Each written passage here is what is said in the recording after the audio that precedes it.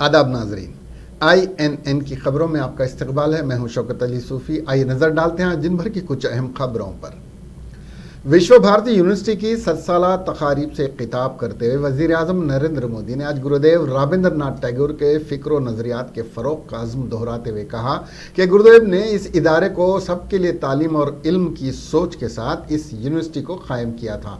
आज इस अजीम इदारे के 100 साला जश्न मनाते हुए ये अज़्म करते हैं कि हम इस सोच के साथ आगे बढ़ेंगे और इस बात को यकीनी बनाएंगे मेयारी तालीम तक की रसाई हर एक के लिए मुमकिन और आसान हो। वज़ीर आज़म नरेंद्र मोदी ने कहा कि मेरे लिए ये बहुत ही एजाज़ की बात है कि इस अजीम मौके पर मैं इस तकरीब में शरीक हूँ। मैं इन तमाम हजरात का शुक्रिया और अदा करता हूँ और मुबारकबाद पेश करता हूँ जिन्होंने इस इदारे को अजीम बनाने की जद्दोजहद की। वज़ीर आज़म ने कहा कि हमारी कौम विश्व भारती के पैगाम और तालीमात को आगे लेकर जाएगी। ख्याल रहे कि वज़ीर आज़म मोदी नई दिल्ली से वीडियो कॉन्फ्रेंसिंग के ज़रिए इस तकरीब में शरीक थे। वज़ीर आज़म मोदी ने बैनुल अक़वामी शमसी इत्तेहाद या पेरिस मौसमियाती माहदे का जिक्र करते हुए कहा कि हिंदुस्तान ही वाहिद मुल्क है जो पेरिस माहदे के अहदाफ को मुकम्मल करने के लिए काम कर रहा है। अपने चरम पर थी। ये भविष्य में हमारे स्वतंत्रता संग्राम की बहुत बड़ी प्रेरणा बनी। साथियों, जब भक्ति और कर्म की धाराएं पूर्वहार थी तो उसके साथ साथ ज्ञान की सरिता का ये नूतन त्रिवेणी संगम आजादी के आंदोलन की चेतना बन गया था।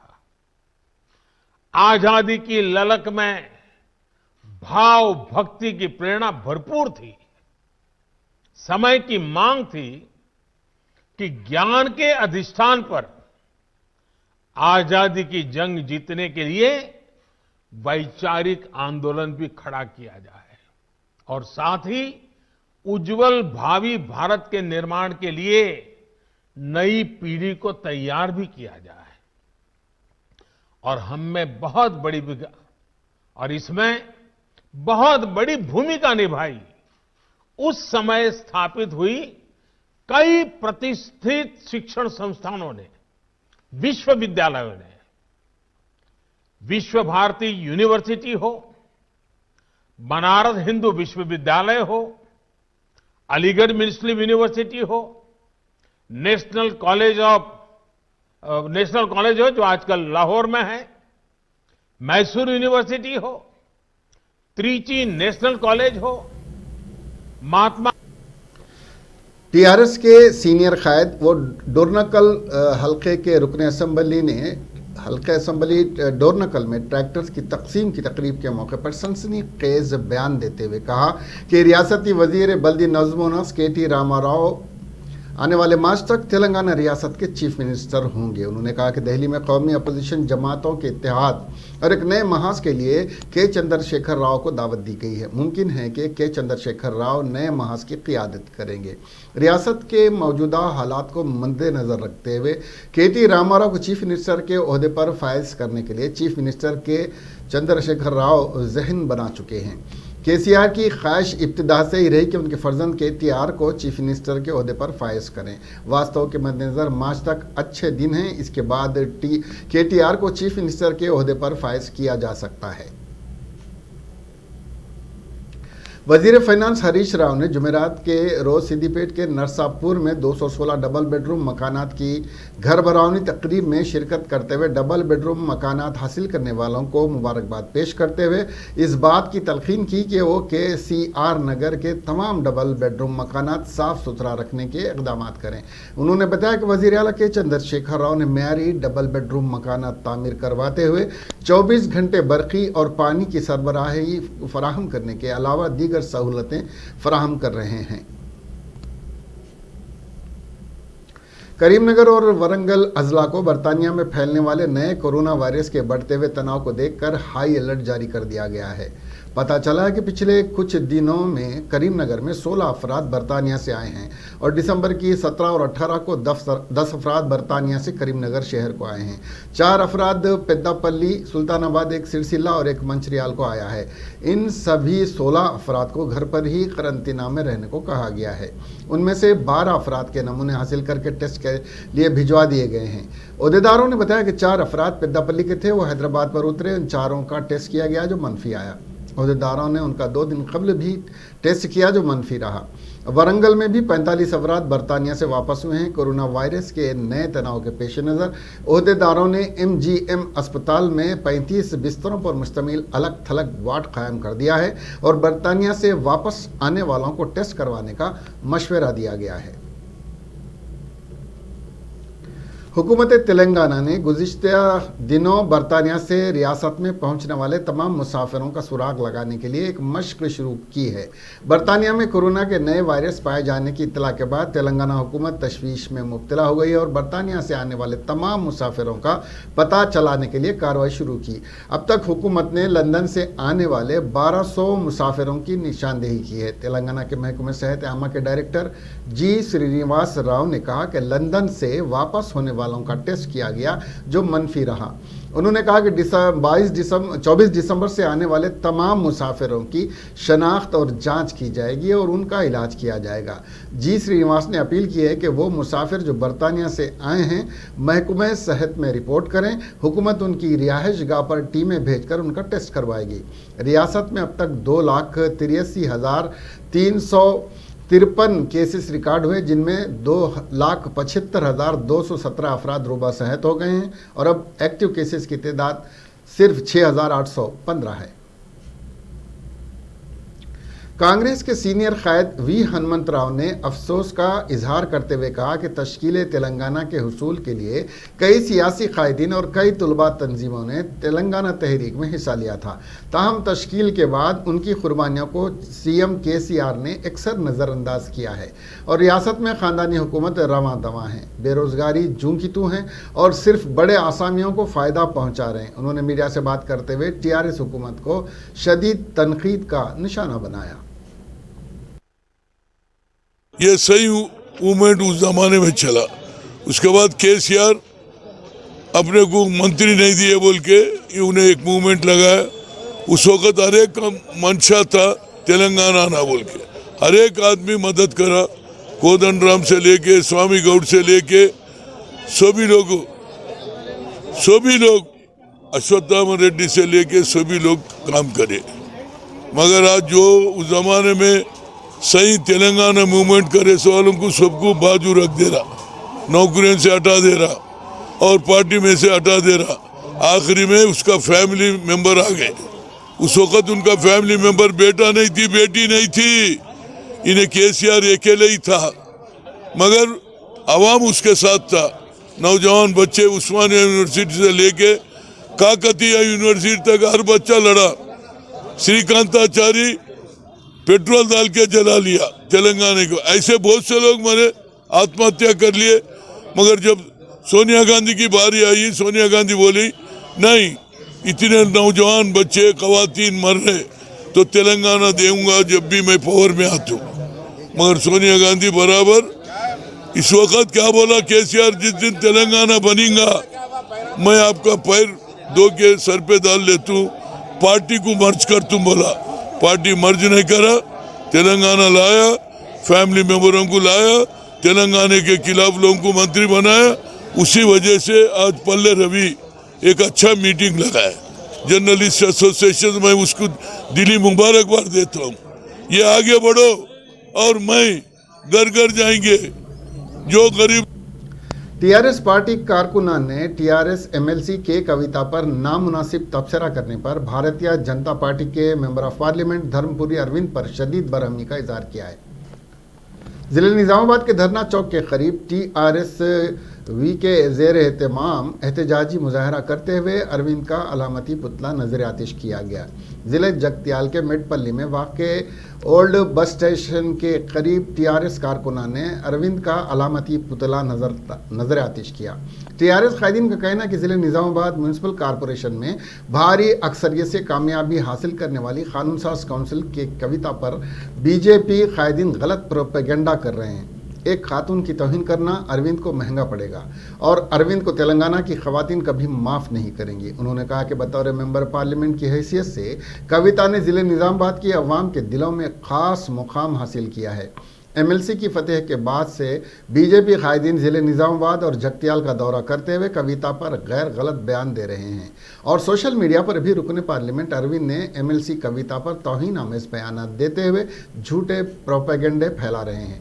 बरहम टीआरएस पार्टी एहतजाजियों ने रुकने पार्लियामेंट अरविंद से माफ़ी मांगने का भी मुतालबा किया है।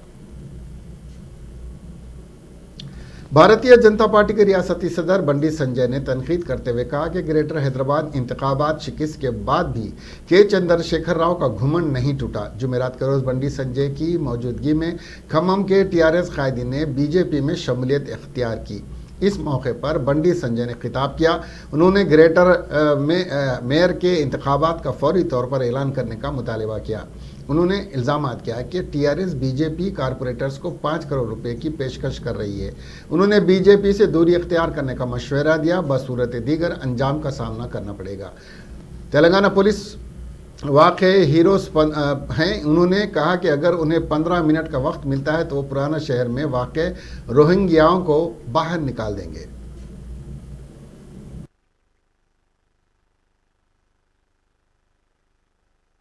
ఇది కేవలం ఖమ్మమే కాదు, ఖమ్మం వరంగల్ కార్పొరేషన్లో, సిద్దిపేట కార్పొరేషన్లో అనేక మంది టీఆర్ఎస్ పార్టీ నాయకులు భారతీయ జనతా పార్టీలో చేరడానికి సిద్ధంగా ఉన్నారు. దీని ప్రధాన కారణం ఏంటంటే దుబ్బాక ఎన్నికలో భారతీయ జనతా పార్టీ కార్యకర్తలను నాయకులను రాష్ట్ర ప్రభుత్వము అధికార దహంతో అహంకారంతో అనేక సందర్భాల్లో ఇబ్బంది పెట్టి ఒక భయానక వాతావరణం సృష్టించింది. అయినప్పుడు కూడా ప్రజలందరూ కూడా ప్రజాస్వామ్యం కోరుకున్నారు. కానీ ప్రజాస్వామ్యాన్ని తెలంగాణ రాష్ట్రంలో పరిరక్షించేందుకు కేవలం భారతీయ జనతా పార్టీ ద్వారా మాత్రమే సాధ్యము. కేంద్రంలో భారతీయ జనతా పార్టీ అధికారం ఉంది.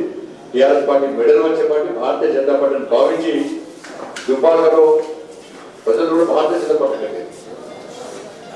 అయినప్పుడు కూడా టీఆర్ఎస్ పార్టీ రాష్ట్ర ముఖ్యమంత్రి ద్వారా మంత్రులు కూడా ఆకారం దగ్గరే, స్వార్థం దగ్గరే. అదేవిధంగా అలంకార దూరంతోని వ్యవహరిస్తున్న సందర్భంలో తిరిగి భాగ్యనగరంలో జిహెచ్ఎంసీ ఎన్నికల సందర్భం కూడా అదే వాతావరణాన్ని ఇక్కడ కనిపించారు. సాక్షాత్తు రాష్ట్ర ముఖ్యమంత్రి గారే హైదరాబాద్ లో ఏదో జరగబోతున్నది, గొడవ జరగబోతున్నాయి అని చెప్పి శాంతి భద్రత कांग्रेस पार्टी के किसान सेल के वाइस चेयरमैन कोदंडा रेड्डी ने मरकजी ज़राई बिलों की मनसूखी का मुतालबा करते हुए दिल्ली में जारी किसानों के एहतजाज पर मरकजी हुकूमत के रवैये को शदीद तनकीद का निशाना बनाया। उन्होंने जुमेरात को रोज़ मीडिया से बात करते हुए कहा कि ज़राई क़वानीन की अमल आवरी के सिलसिले में किसानों से राय मशवरे के बगैर फ़ैसले किए जा रहे हैं। उन्होंने कहा कि कड़कती सर्दी की परवाह किए बगैर किसान एहतजाज जारी रखे हुए हैं, ताहम मरकजी हुकूमत पर इसका कुछ असर नहीं पड़ रहा है।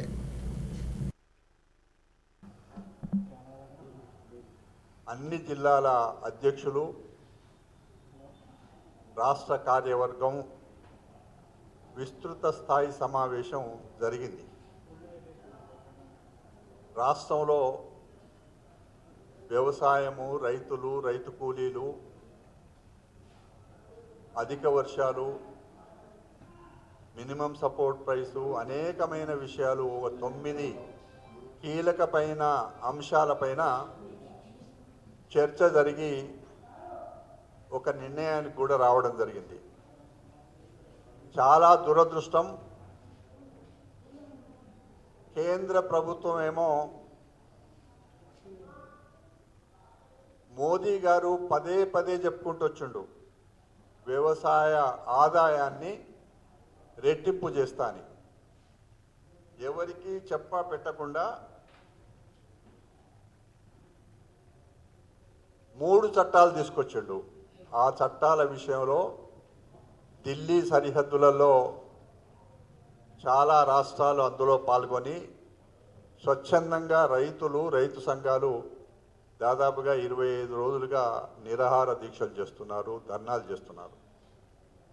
రాష్ట్ర కిసాన్ కాంగ్రెస్ ఈ 3 చట్టాలు ఎప్పుడైతే ఆర్డినెన్స్ల కింద వచ్చినాయో అప్పటి నుంచి కూడా చట్టం అయ్యే వరకు మేము వ్యతిరేకం చేస్తానే ఉన్నాం. దీని విషయంలో इन्फोर्समेंट डायरेक्टरेट ने कहा कि उसने बशमूल तेलंगाना एग्री गोल्ड प्रॉपर्टीज को अटैच कर लिया है, जिसकी मालियत 4109 करोड़ की है। एग्री गोल्ड की ये जायदादें तेलंगाना के अलावा कर्नाटक, उड़ीसा और आंध्र प्रदेश में जब्त की गई हैं, जो मुबैना पोंजी घोटाले से मुताल्लिक थी। इन्वेस्टमेंट डायरेक्टरेट ने इन्फोर्समेंट डायरेक्टरेट ने हाईलैंड प्रॉपर्टीज़ जो कि अर्कलाइज सीमेंट प्राइवेट लिमिटेड के नाम पर थी, उसे भी जब्त कर लिया। ये कुल 48 एकड़ में फैली हुई थी।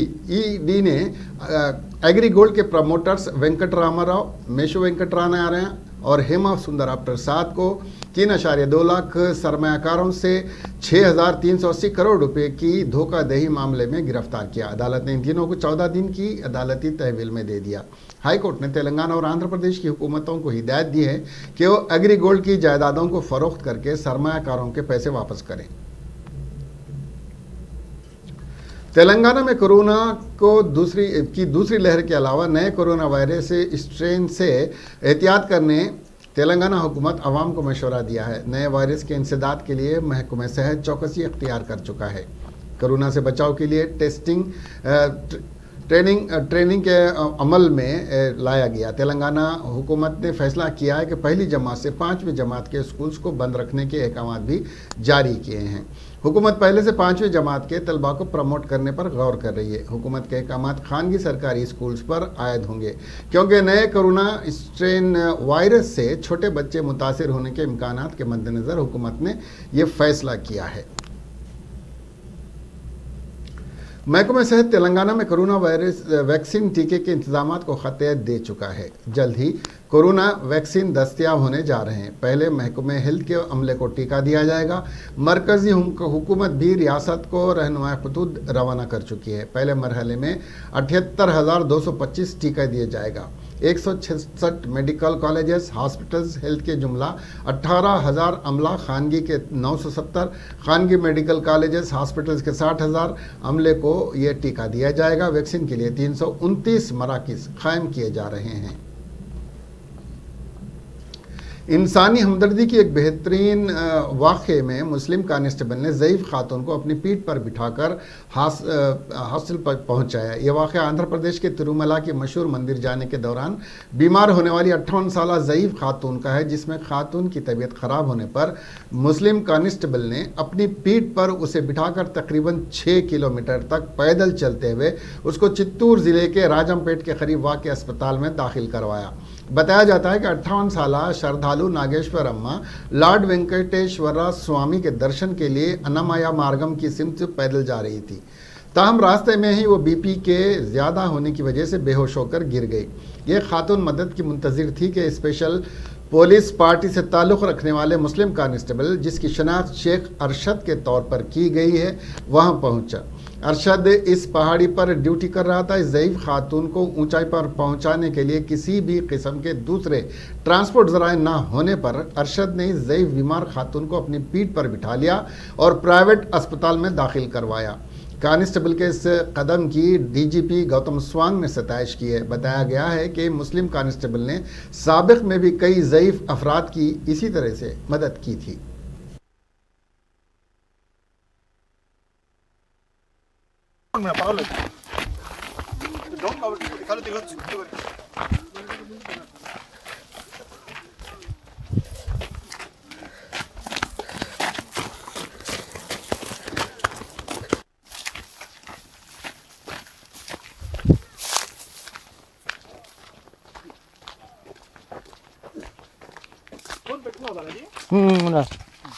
సిగ్నల్స్ రావడం లేదు సార్. कुलसुमपुरा पुलिस स्टेशन हुदूद में एक शख्स के बहिमाना कत्ल की वारदात पेश आई है। तफसीलात के मुताबिक जियागुड़ा का रहने वाला 21 साल आजम का इसके चचाजाद भाई से झगड़ा चल रहा था।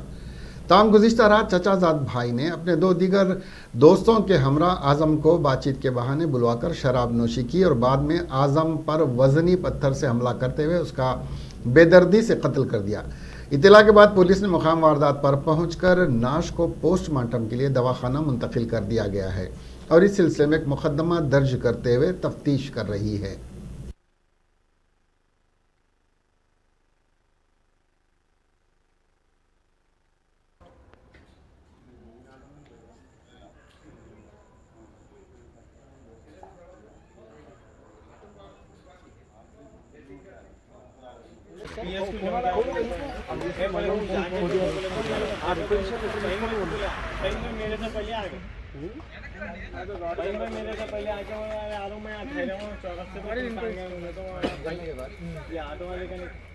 ओ पीछे ले लो, पीछे ले लेके रख दो कोनो।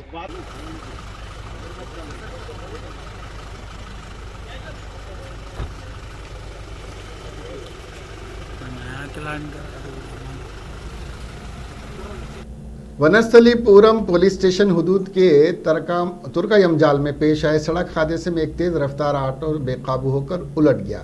इस हादसे में एक शख्स हलाक और दूसरा शदीद जख्मी हो गया। इत्तला मिलते ही पुलिस मौके पर पहुंच गई।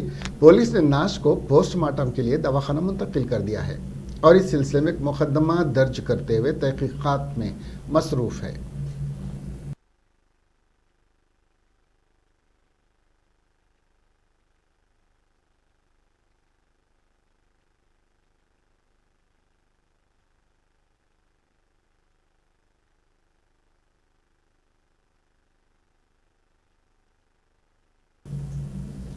गुंटूर जिले के पिट्टलावानीपालెం में पेश आए वाक़े में जो कल रात पेश आए, एक नौजवान ने दूसरे नौजवान पर चाकू से हमला कर दिया क्योंकि वो इस पर हंस रहा था।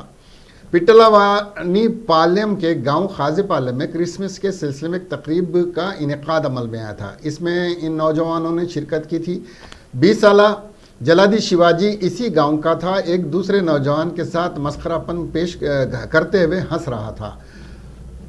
शोभन इस पर गुस्से में आ गया। बाद में शिवा घर जा रहा था, शोभन भी उसके साथ जाने लगा। अचानक उसने शिवा के पेट और बाजू पर चाकू से हमला कर दिया।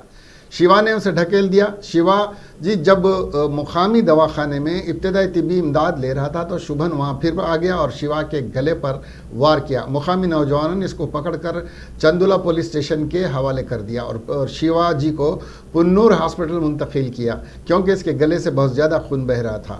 शिवाजी के माँ बाप उसके बचपन में फौत हो गए थे। गांव वाले उसका बहुत ख्याल रखते हैं और दुआ कर रहे हैं कि वो जल्द ठीक होकर घर वापस आ जाए।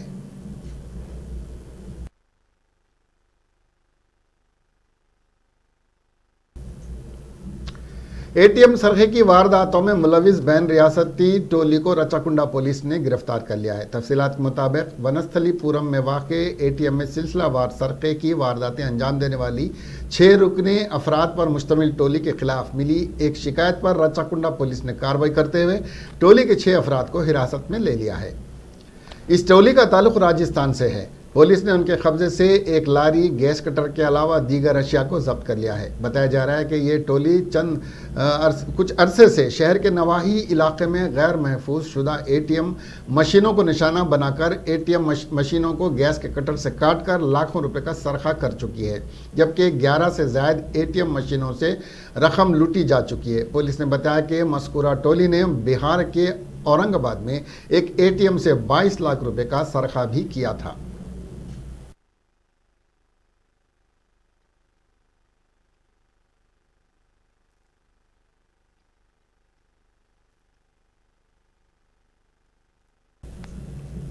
आज सुबह कांग्रेस के साबिक सदर राहुल गांधी की क़ियादत में कांग्रेस के कई लीडरान सदर जमहूरिया से मिलने के लिए जा रहे थे, लेकिन इस दरमियान कांग्रेस जनरल सेक्रेटरी प्रियंका गांधी, उनके शौहर रॉबर्ट वड्रा और दीगर कांग्रेसी लीडरान को पुलिस ने हिरासत में ले लिया। मीडिया जराए से मौसूल हो रही खबरों के मुताबिक सिर्फ कांग्रेस लीडर राहुल गांधी और उनके साथ 2 दीगर लीडरों को सदर जमहूरिया से मिलने की इजाज़त दी गई है। ताज़ा तरीन खबरों के मुताबिक प्रियंका गांधी और हिरासत में लिए गए दीगर कांग्रेसी लीडरान को आज़ाद कर दिया गया है, लेकिन पुलिस से की कार्रवाई से कांग्रेसी इंतहाई नाराज़ है। पुलिस ने प्रियंका गांधी और दीगर कांग्रेसी लीडरान को उस वक्त हिरासत में लिया जब वो राष्ट्रपति भवन की तरफ मार्च कर रहे थे। कांग्रेस लीडर राहुल गांधी की क़ियादत में सभी पार्टी लीडरान सदर जमहूरिया को 2 करोड़ दस्तखत पर मबनी दस्तावेजात सौंपने जा रहे थे, जो कि ज़रई क़वानीन के खिलाफ किए गए थे। हिरासत में लिए जाने के बाद प्रियंका गांधी ने नाराजगी का इजहार करते हुए कहा कि जवान किसान का बेटा होता है जो किसानों की आवाज़ ठुकरा रहा है, अपनी जिद पर अड़ा हुआ है, जबकि मुल्क का अन्नदाता बाहर ठंड में बैठा है। तो इस हुकूमत के दिल में क्या जवान किसान के लिए इज्जत है? ये सिर्फ अपनी सियासत, अपनी सरमायादारी, दोस्तों की इज्जत है। प्रियंका गांधी इतने पर ही खामोश नहीं हुई, बल्कि किसानों को खालिस्तानी, दहशतगर्द और दीगर नामों से बुलाए जाने पर मरकज़ की मोदी हुकूमत और बीजेपी पर ज़बरदस्त हमला किया। उन्होंने कहा कि किसानों को बीजेपी लीडरान और उनके हामियों के ज़रिए अलग अलग नामों से बुलाना पाप है। अगर हुकूमत उन्हें मुल्क मुखालिफ कह रही है तो हुकूमत पापी है। जो आपने उनके लिए उपयोग किए अभी, ये एक पाप है, ये एक पाप है। अगर सरकार इनको देशद्रोह कह रहा है तो सरकार पापी है। जवान किसान का बेटा होता है, आप सब जानते हैं, किसान का बेटा होता है। तो किसानों की जो आवाज ठुकरा रहा है, जो नहीं सुन रहा है, जो अपनी जिद पे अड़ा हुआ है, जबकि देश का अन्नदाता बाहर बैठा हुआ है ठंड में, महीनों से बैठा, 1 महीने से बैठा है, तो आप बताइए, लेकिन प्रियंका तो आप बताइए उस सरकार के दिल में क्या जवान के लिए, क्या किसान के लिए कोई आदर है कि सिर्फ अपनी राजनीति का आदर है, अपने जो पूंजीपति मित्रों हैं उनका आदर है? लेकिन करोड़ों किसान सरकार के लिए इसलिए बैठे ठंड में क्योंकि कांग्रेस और विपक्ष भड़का रहा है, मिसलीड कर रहा है किसानों को, इसलिए बैठे हैं वो। उनको तय करना चाहिए। कभी कहते हैं कि हम इतने दुर्बल हैं कि हम विपक्षी नहीं हैं, कभी कहते हैं कि हम में इतनी क्षमता है कि हम लाखों किसानों को 1 महीने के लिए बॉर्डर पे बिठा रहे हैं। अरे तय करें, वो तय करें ना हम क्या हैं, या तो हमें क्षमता है ही नहीं। इस तरह के नाम जो आपने उनके लिए उपयोग किए अभी। आज मशहूर गुलकार मोहम्मद रफ़ी की 96वीं बरसी है, सालगिरह है, माफ़ करना। मुंबई आवाज़ से दुनिया के बेताज बादशाह मोहम्मद रफ़ी को गुलकारी की तहरीक एक फ़कीर से मिली थी। पंजाब के कोटला सुल्तान सिंह गांव में 24 दिसंबर 1924 को एक मुतवस्सत मुस्लिम ख़ानदान में पैदा हुए मोहम्मद रफ़ी एक फ़कीर के नग़मों को सुना करते थे, जिससे उनके दिल में मौसीक़ी के तईं एक लगाव पैदा हो गया। रफ़ी के बड़े भाई हमीद ने उनके दिल में मौसीक़ी के तईं रुझान देख लिया था और उन्हें इस राह पर आगे बढ़ाने में उनकी हौसला अफजाई की। लाहौर में रफ़ी मौसीक़ी की तालीम उस्ताद अब्दुल वाहिद ख़ान से लेने लगे और साथ ही उन्होंने ग़ुलाम अली ख़ान से क्लासिकी मौसीक़ी भी सीखनी शुरू की। एक बार हमीद रफ़ी को उनके KL सहगल के मौसीक़ी के प्रोग्राम में ले गए, लेकिन बिजली ना होने की वजह से KL सहगल ने गाने से इनकार कर दिया। हमीद ने प्रोग्राम के कन्वीनर से गुजारिश की कि उनके भाई को प्रोग्राम में गाने का मौका दें। कन्वीनर के राज़ी होने पर रफ़ी ने पहली बार 13 साल की उम्र में अपना पहला नगमा स्टेज पर पेश किया। शायखीन के दरमियान बैठे मौसीक़ार श्याम सुंदर को उनका गाना अच्छा लगा और उन्होंने रफ़ी को मुंबई आने की दावत दी।